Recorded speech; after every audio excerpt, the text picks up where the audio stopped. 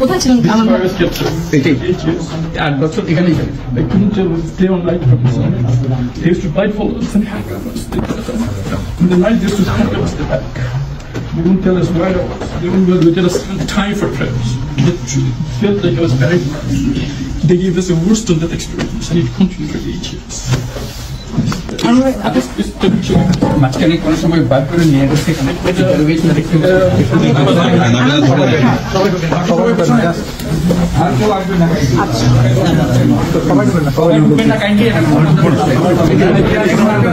দুই তিনটে ক্যামেরা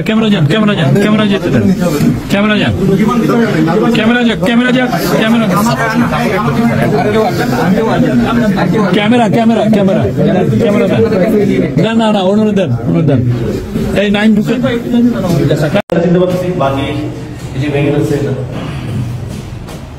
আপনি কতদিন ছিলেন এই ধরনের একটা করে? 4 দিন। সে সময় কি আপনার সঙ্গে বাহিরের কারো পক্ষে কোনোভাবে যোগাযোগ করা সম্ভব হয়নি? না, কোনোভাবে বাইরে কোনো যোগাযোগ হয়নি। সে সময় টয়লেট কি ছিল আপনার ঘরের ভিতরে নাকি বাইরে? ভিতরে না, বাইরে ছিল। আপনি মানে ধারণা করছেন যে আপনি নিশ্চিত হতে পারছেন না কোন জায়গায়? নিয়ে যাওয়ার সময় চোখ বন্ধ করে নিয়ে যায়। আচ্ছা, বাইরে কিছু দেখি নাই, শুধু ভিতরে দেখছি। দেয়াল দেখে আমি হ্যাঁ, রুমটা ছোট ছিল, এই জন্য আমি বুঝতে পারতেছিলাম না। এখন রুমটা বড় করা হয়েছে। ওই যে গ্যাপটা ওইখানে তো ফ্যান ছিল, এখন সেই ফ্যান নেই। যদি আমার নিজের আইডেন্টিটি সো আমি প্রোগ্রাম অফিসার হিসেবে ছিলাম, ইন্টারকন্টিনেন্টাল আমি প্রোগ্রাম ম্যানেজার হিসেবে জয়েন করি ঢাকায়। এবং ওই সময় মোদি যখন 2020 সালে আসতেছিল, তখন আমি মোদির আসার ব্যাপারে প্রতিবাদ জানিয়ে লেখা লিখি ইংল্যান্ডের একটা স্ট্যাটাস। আমি অফিসে 3 দিন আসবো, 3 দিন এরপরের দিনে আমি অফিসে আসার পথে আমাকে হাতে জিলে রাখা দেখে ওরা মাইক্রোতে আমার রিক্সা ব্লক করে আমাকে গাড়িতে তুলে নেয়। অ্যান্ড আমাকে প্রথমে র্যাব 11-তে নিয়ে যায় নারায়ণগঞ্জ, ওইখানে একটা সেলে রাখা হয়, মুখ সেলে। এরপরের দিন রাতেই আমাকে এখানে নিয়ে আসা হয়। সো নিয়ে এসে আমাকে আমার শার্ট প্যান্ট ছিল, আমাকে লুঙ্গি পরিয়ে দেয় এবং টি শার্ট পরিয়ে দেয়। সো পরার পরে আমাকে আমি তো ব্লাইন্ড ফোল্ডেড ছিলাম, তো আমি এখানে আমাকে বলে শুয়ে থাকো তুমি, এবং ডোন্ট মেক এনি সাউন্ড।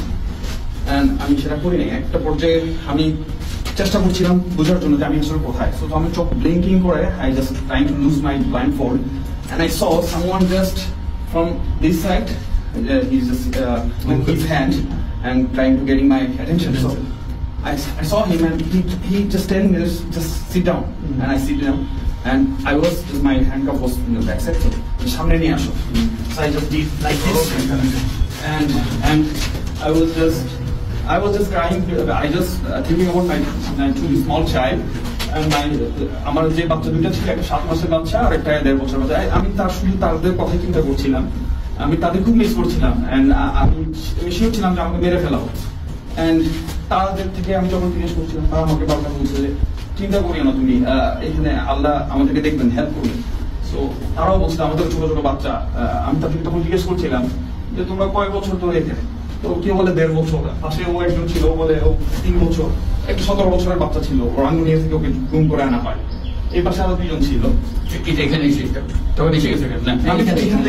এবং আমাদের প্রত্যেকটা কমিউনিকেশন টোটালি ইশারায় হচ্ছে, কারণ এবং যে ইশারা যখন বুঝতাম না এখানে একটা দেওয়াল ছিল, এবং মুভ করে ফেলেছে।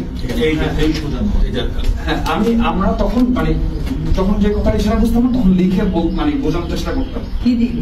আমরা হাতে নাম করতাম যে আমি নাম যখন বলতে আমি নামটা বুঝতে পারছিলাম না, তখন তারা এইভাবে করে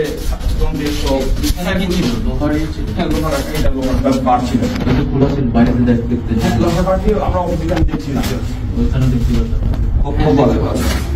তো ওরা তো আসলে আমাদের ভিতরে সাউন্ড করতে মানা করতো। ওরা যখন আসতো তখন সাথে সাথে আমরা আবার ব্লাইন্ড ফোল্ডে যখন আমরা আবার পিছন দিকে শুয়ে যেতাম। এইভাবে করে আমাদের দিনগুলো পার হতো। এবং তারা এবার এই পাশে আমার ডান পাশে একটা ছেলে ছিল, তো কিছুক্ষণ পর পর খুব মারতো, তো কন্টিনিউয়াস মারতো, এবং ও যতক্ষণ না কান্না থামাতো না, চিৎকার থামাতো না, ওকে মারতো। তো আমি তখন জিজ্ঞেস করতাম ও কেন মারতেছে। তো সব বলতে ওকে মারতে মারতো পাগল হয়ে গেছে এবং ন্যাংটা দাঁড়ায় থাকতো, এই জন্য ওকে মারতো। এবং ওকে কন্টিনিউয়াস মারতো যতক্ষণ ও সাউন্ড বন্ধ করতো না।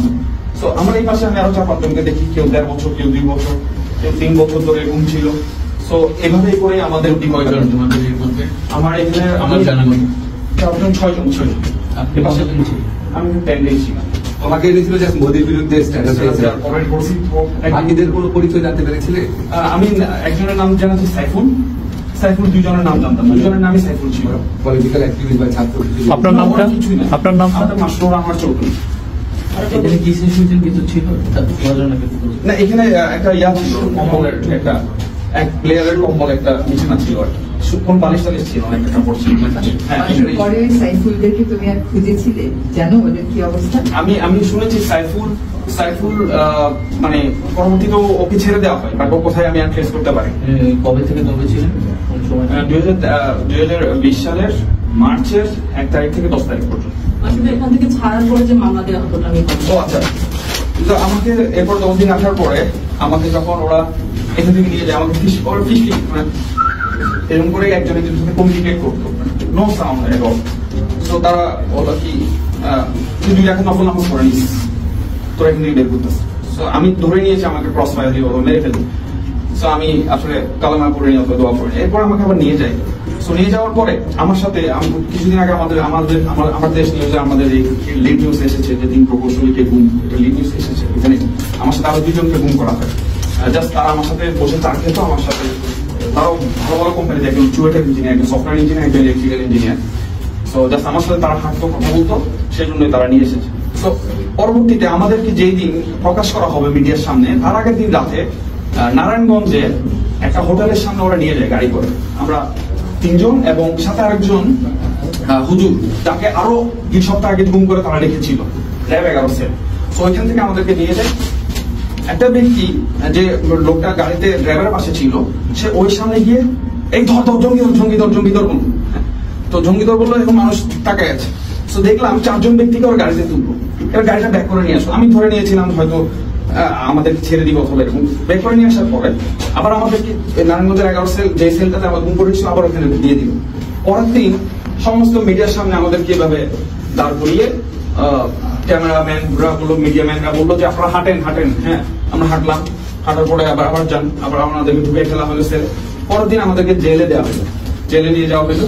আমরা ওখানে পত্রিকায় দেখলাম নারায়ণগঞ্জে নাশকতার পরিকল্পনার সময় এই প্রকৌশলীদেরকে হাতে নাতে ধরা হয়, গোপন মিটিং এর সময় তাদেরকে হাতে নাতে ধরা হয়। এরপর আমার my career already destroyed, and I was a procurement manager in multinational companies, and I earned 6 digits salary, and that is a big point in my career. Within 3 years I became manager, and everything was gone, and still I am suffering in financial crisis. I have 3 children, and আমি কেসে এখনো হাজিরা দিই, আমার কেসটা এখনো চলছে। জঙ্গি নাটক, ওই জঙ্গি মামলাটাই এখনো চলছে, আমি এখনো হাজিরা দিই, এখনো চলছে। জি,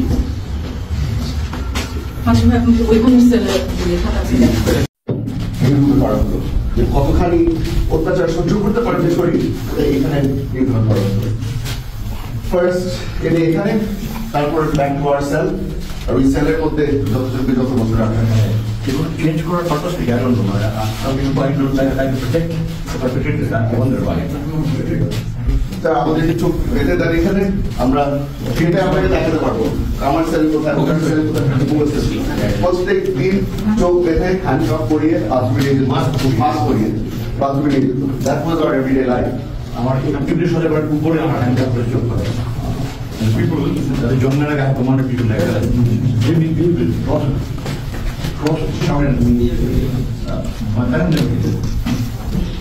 কত ভিক্ষা ছিল এখানে, আমাদেরকে কেন আনা হয়েছে, জাস্ট ওয়ান আনসার। সময়ের ফটোগ্রাফি জ্ঞান ছিল কত ভিক্ষা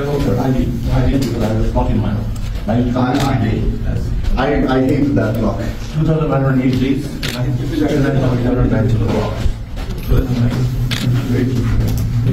Every day I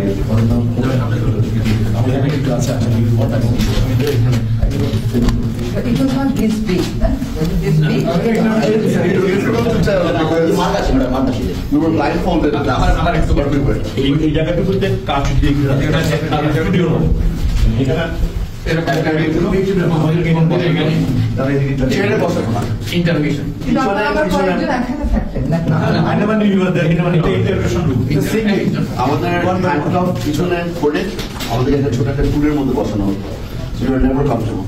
যে কোনো সময় পড়ে যেতে পারেন, পড়ে গেলে ওরা they will pick you up and sit you back down. You were never, for a second you were never comfortable.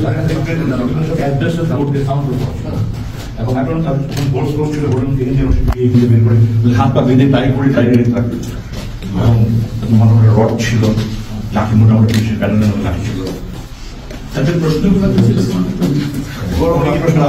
আমাকে প্রথমে জিজ্ঞেস করলো আমার RAWর সাথে যোগাযোগ আছে নাকি না, CIA এর সাথে যোগাযোগ আছে নাকি না, ISI এর সাথে যোগাযোগ আছে না, চাইনিজদের সাথে যোগাযোগ আছে নাকি না, মানে ইট ওয়াজ নেভার এক লাইনে কোনো সময় ছিল না। পরবর্তীতে বলা হলো যে এখানে আপনার থাকতে, আমি জিজ্ঞেস করেছিলাম যে কত মাস থাকতে হবে, আর ওই যে এগুলো তো আপনাকে বলা যাবে না, এটা উপর থেকে অর্ডার আসবে। আমাকে ছেড়ে দেওয়ার 3-4 দিন আগে বলা হলো মাননীয় প্রধানমন্ত্রী আপনাকে একটা সেকেন্ড চান্স দিচ্ছে, আপনি এই সেকেন্ড চান্সটা আসলে ঠিক মতো কাজে লাগাবেন। আপনার চলে যেতে হবে, দেশ ছেড়ে চলে যেতে হবে, দেশ ছেড়ে চলে যেতে হবে। আমার একটা phone number mainly why also vocal in the and we have operated and suspected that I am from Jamaat and they are doing so my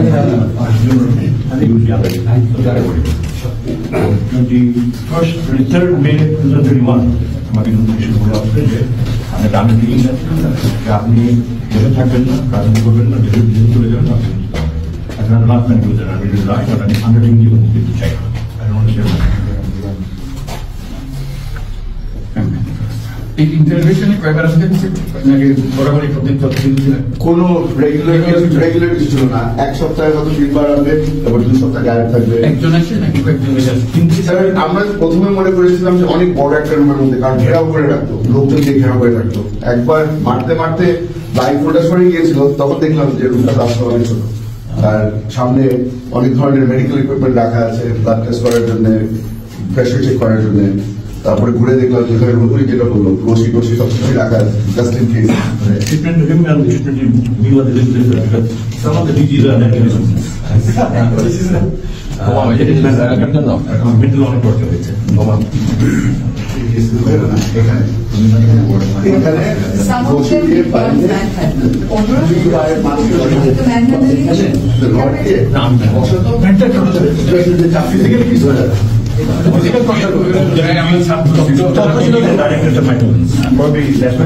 এগুলা কি ঝুলা রাখার? সুযোগ হয় না, এখানে একটা রিংয়ের মতো ছিল, এখানে রশি দিয়ে হাত বেঁধে পায়ের পিছনে একটা রড দেওয়া হতো, প্রেশার অন মাই শোল্ডার, এখানে যেন ওভাবে করে মনে হতো। তো মানে 8-9 ঘন্টা হয়ে গেছে। পরবর্তীতে বুঝতাম যে এক পথ নামাজে খালি সময় হলো, so it only been 2-3 hours. Blindfolded, taken back into my cell, they would not take the blindfold off, ওখানে ফেলে রাখতো, মনে হতো যে কোথায় আছি জানি না। কিছু ঘন্টা পরে এসে ব্লাইন্ডফোল্ড দিয়ে দেখি আমি আমার সেলের মধ্যে আছি। মানে ডিসওরিয়েন্ট করার জন্য যা যা করা, এখন তো যা অবস্থা দেখে মনে হচ্ছে বলে না, ওবামা বলেছিলেন যে you can put lipstick on a pig but it's still a pig. This was hell. এটা আমাদের জন্য দোজক ছিল এটা।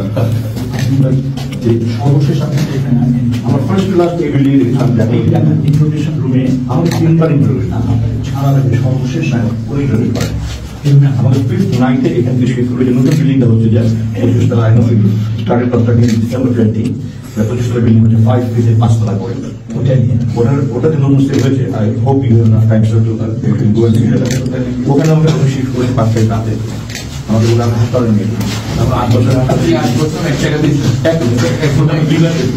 একবার 8 দিনের জন্য আমাকে বললো যে রুমের পাঁচটা খুব খারাপ চলছে, কিন্তু পাঁচটা ভাঙাটা ছিল প্রাইমারি ওদের জানা হয়েছিল যেন উপরে 3টা কম্পার্টমেন্ট রং করা ছিল, ব্ল্যাক কালার, উপরে সাদা রং কাগজ লাগানো, বাদর আছে পাশাপাশি, বাদরগুলো ছিল তার মধ্যে বাদর আবার বন্ধু হবে তুমি না দেখা শুরু করে দেয়, তো তার ওটা পেন্ট করে দিলাম, ছোট ছোট বেডগুলো ছিল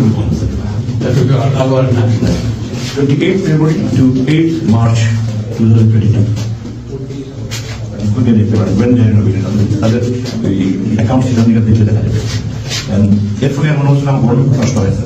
আমি kept on continuously sweating. On 6th June I almost died. Immediately being shift for the AC so that I don't die in the electric shock. I don't take the তারা আমাকে সাহায্য করে দিতে পারেনি, আমার দুজনের সিচুয়েশন পুরো শরীরের মধ্যে র্যাশ হয়ে যেত, বডি র্যাশ হয়ে আমার এক্সারসাইজ থেকে হাঁটতে পারি না, তাদের মানে খেতে মেরে পড়ে যাচ্ছি। তখন ইমিডিয়েটলি আমি শিফট করবো 6th জুন 2023 নিয়ে গেল, আমাকে বলে একদিন ঠিক করে নিয়ে আসবো। তারপরে একদিন পরে গেল ফ্রাইডে, তারপর ইভেন্ট করতে পারেন নট শিফটিং আপনি রেল হয়ে দিবি। যেদিন ছাড়লো সেদিন কি করে ছাড়লো? আমাকে এখান থেকে রাতে খাবার খাচ্ছি না, আমি এখন রিলেট করি যে আমার 5 তারিখ রাতে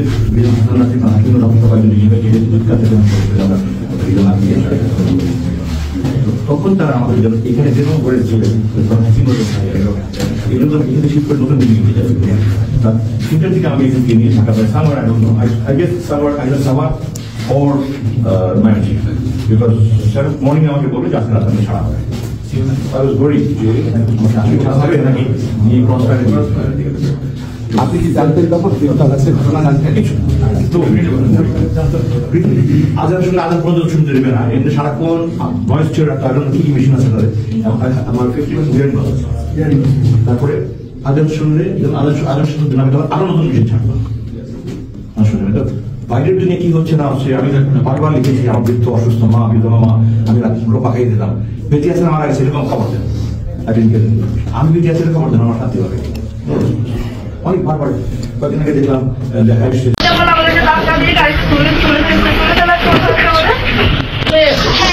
আপনার কালো কাপড় দিয়ে চোখ পেয়ে আমার আম্মুকে সাউন্ড বক্সে বড় বড় করে গান দিয়ে অনেক মারধর করছে। অনেকগুলো সিট ছিল, কারণ বাথরুম করে এসেছি পুরো আমি রেখে কাপড় পরছিল এরকম কালো দিচ্ছি, আর এখানে ড্রাইভার লেখা আছে।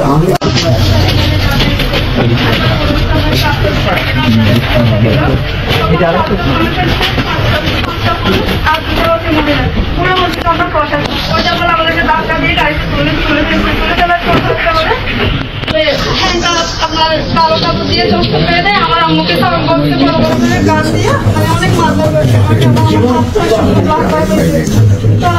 ওইখানে আমি বলতেছি আমার আম্মুকে এইভাবে মারতেছি কেন, কি আমাদের কি অপরাধ বলতেছি, তোর মায়ের সম্পদ লাগবে, তোর মায়ের ব্যাংকের সব টাকা লাগবে, তথ্যদিন করে তোর মাকে আমরা বাসে দিয়ে দিব ওইরকম বলে একদম গাড়িতে আপনারা আমাকে রেড রোড আনছেন। রেড রোডে আনার পর আমাকে এখানে রাখছি, যেখানে ছোট একটা সেলফার ছিল, আমরা বসতে পারি না ওইরকম অবস্থা। আর জানলা দিয়ে আমি না এরকম একটা মানে কর্নার ছিলাম না। আমি হচ্ছে আমার আম্মু রাত্রে মানে আমার আম্মু একটা মোটা টাইপের ছিল, একটা হাতটা একটু খুলে যাচ্ছিল, আমি বলতেছি আবার আমাকে খুলে দেন না, আমার আম্মুকে খুলে দেন, হাতটা শুদ্ধ খুলে দেন। পুরো বলতেছে তোমার আম্মুর চাবে, আমাদের কাছে না হেডকোয়ার্টার আছে, আমার আম্মুর বাথরুম এসছে, আমি বাথরুম এসছে একটু খুলে দেন। আমি অনেক চিৎকার চাইতে বলছি, আমাদের পায়ে শুদ্ধ ধরছি, খুলে দেন।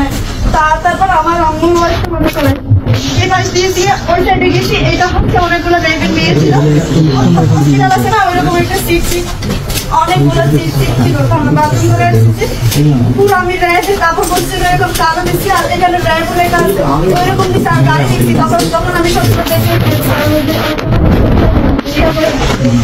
আমার একদিন একবার আবার ওই দিন রাত্রে আমার আম্মুকে মারা হয়েছিল, আবার মারছে, কিন্তু আমাকে কিচ্ছু করে না, সব আমার আম্মুকে একদম মহিলাকে মারছে, আপনার একদম পুরুষ, এত বড় একটা পুরুষ আমার আম্মুকে মারছে, আমার সামনে ছিল, আমি কিছু করতে পারিনি।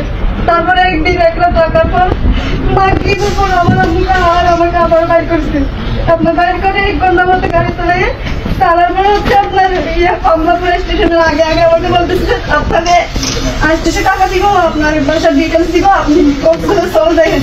ওইটা মানে মুখ থেকে কারণ আমাকে লাফটি মেরে ফেলে দিচ্ছে গাড়ি থেকে, ডাক্তার দিয়ে ফেলে দিচ্ছে গাড়ি থেকে, আমার অজ্ঞান হয়ে যায়। একটা ইমাম সামনাকে আমাকে পাইছিল, পাওয়ার পর বাস কাউন্টারে গেছে, গেছার পর আমার নাম্বার তখন দিয়ে আমার আব্বু তাকে কল দিতে, কল দেওয়ার পরে আসছে। আমরা আবার ওই দিন রাত্রি সকালে আমরা আবার রেড রোড আসছিলাম, আসার পর আমি একদম মানুষকে চিনি ফেলছি, ওরা আমার এইভাবে ধরে ডাক্তার তখন থেকে এখন 9 বছর ক্লাস আমার আমার কোনো আমরা এখন থেকে আমাদের মেয়ে তো কিছু জানি না, আমাদের কিছু দিয়ে আমাদের আমাকে জীবিত চাই। ওরা তো বলতেছে যে গাড়িটা বলতেছিল যে টাকার সম্পত্তি, আর আমার আম্মুর নানা একটু সম্পদ আছে ওইরকম, ওইটাই বলতেছিল বারবার, সব আমার আম্মুর নামে ছিল। আর আমাদের হচ্ছে আমরা যেখানে থাকি বসতবিরা ওইটার থেকে বেশিরভাগ হয়েছে, ওইটা আমরা ছোট থাকতে একটা কেস চলতেছিল আমাদের ওইটা নিয়ে, ওই সূত্রে হ্যাঁ আমরা হচ্ছে ওদেরকে সংগ্রহ করি, কারণ আমাদেরকে যেভাবে দরকার ছিল আমার পাশে জানে না, কিন্তু ওরা মানে এফবিতে পোস্ট দিচ্ছে যে রেবি মেয়েরা আটক হয়েছে, কিন্তু আমাদের বাসায় শুনতে জানে না, ওদের থেকে জানছে আমাদের বাসায়। তোমাদেরকে তুলে আনার আগে থেকেই ওরা ফেসবুকে পোস্ট দিচ্ছে যে রাত দিয়ে তুলে নিচ্ছে। আর হচ্ছে আমাদের যেই বসত বাড়ির যে মামলা চলছে ওর বাইকটা হচ্ছে র্যাব টুতে ছিল তখনকার। হ্যাঁ ওই র্যাব টুতে ছিল। তোমার নামটা বলো। আফসানা নুরি আলিয়া। তোমার তখন বয়স কত ছিল? 11 বছর ছিল। আমার মায়ের নাম হচ্ছে রেজিয়া বেগম দেবী, তখনকার 39 বছর ছিল। কত সালে তোমাকে নিয়ে? 2015 সাল 9 মাস 22 তারিখ। বাবা আছে? জি আমার বাবা আছে। আমার হচ্ছে একটাই কথা, আমার আম্মুকে চাই। আমার জীবনে যেরকম করে পারেন আমার আম্মুকে একটু আমাদের কাছে ফিরে দেন। তুমি যাদেরকে সন্দেহ করো তাদেরকে কি এখন গ্রেফতার করেছে? না, ওরা হচ্ছে আরেকটা মার্ডারও করছে, মানে ওরা আমাদের এলাকা হচ্ছে প্রভাবশালী, ওদের চোখে চোখে জীবনে কেউ কথাও বলতে পারে না। ওরা এখন বাইরে আছে, ঘুরে বেড়াচ্ছে? হ্যাঁ ওরা মার্ডারও করছে, আবার ঘুরে বেড়াচ্ছে, মানে ওদের কথা ওইখানে।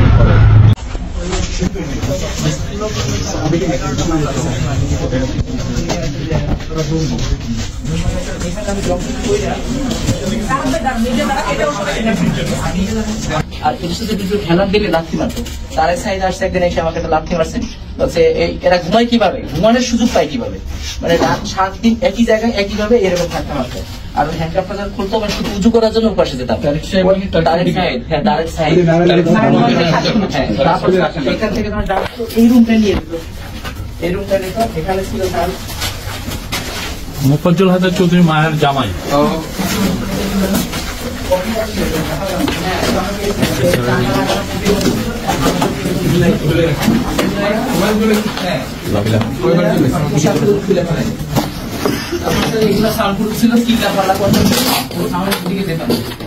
আর এখানে ছিল বিভৎস অনেক ছবি আছে, আর এখানে একটা বিশাল বড় চেয়ার যেটা আমাদেরকে আর মারতো। দেখি না চিনবি,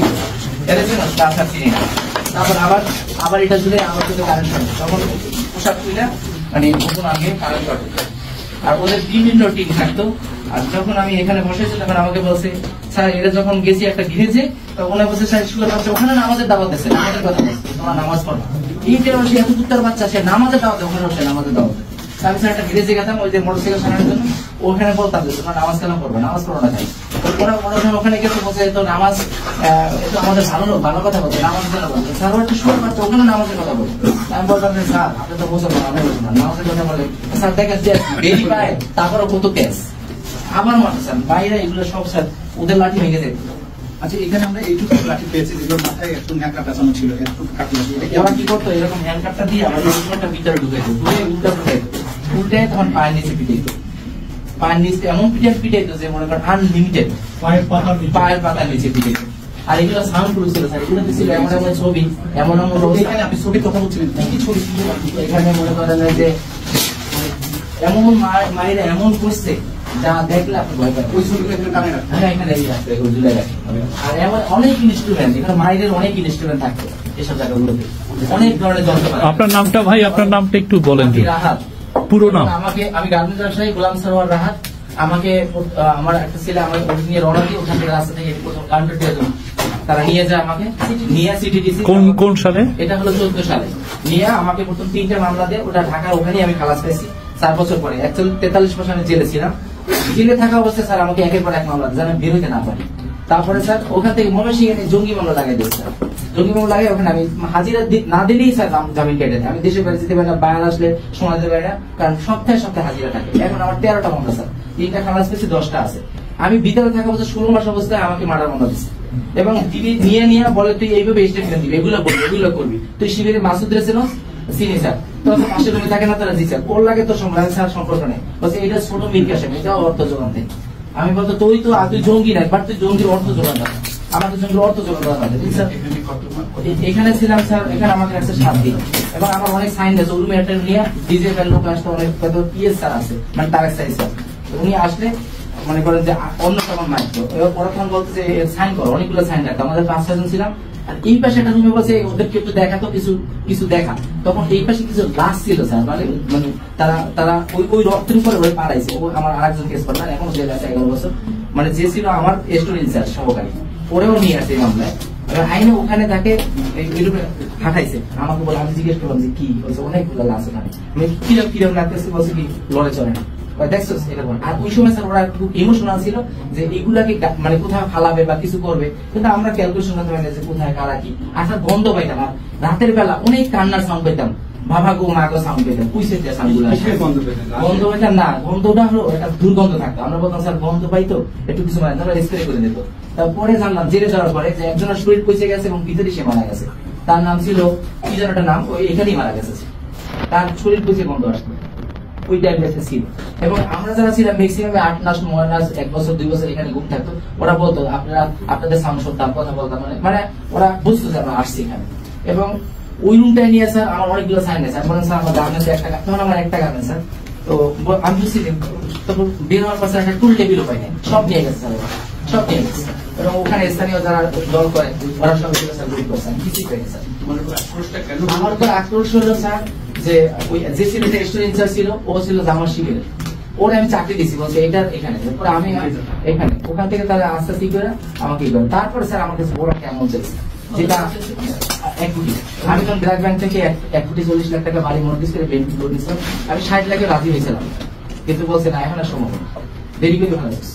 তখন বলছে একটা মামলা দেবো, কোনো ভয় নাই, একটা মামলা দেওয়া হাতি ছেড়ে নিয়ে উল্টা পাল্টা গাড়িতে গুলি করেছে। আমার একটা গাড়ি ছিল কোনটা এখন, ওই গুলি করে নিজেরা পিছনে কিছু বিস্ফোরক দিয়ে লোকজন আছে, দেখো তো এই ডালাটা করবো, তোমরা একটু উপস্থিত থাকো। তখন কিছু গুলি কিছু বিস্ফোরক দেখে বলছে এটার কাছে পাওয়া গেছে। একটা মামলা কেন্দ্র করে একটা জঙ্গি মামলা দিয়েছে, সাথে 2 অস্ত্র বিস্ফোরক মামলা দিয়েছে, সেগুলো স্যার 5 বছর পরে এই 24 সালে খালাস পেয়েছি, তবে এই 5ই আগস্টের আগে আর কি খালাস পেয়েছি। কিন্তু এখন ময়মনসিংহের মামলাগুলা বা বিভিন্ন ডিস্ট্রিক্টের মামলাগুলো স্যার এখনো আছে। এখন স্যার আজকের এখানে আসা স্যার যেন আমাদের মামলাগুলো স্যার শেষ হয়, কারণ এগুলো দিয়ে স্যার কাজ করতে পারে না, ইমেজ নাই, আত্মীয় সবাই জানে জঙ্গি মামলা খাইছি, এবং মানুষ এখনো হিট করে যে এরা তো এখন একটু ভালো আছি, কিন্তু আগে তো এগুলো নিয়ে মুভ করতে পারতাম না, জঙ্গি। এত কি বলবো, মানে আমাদের প্রত্যেকজন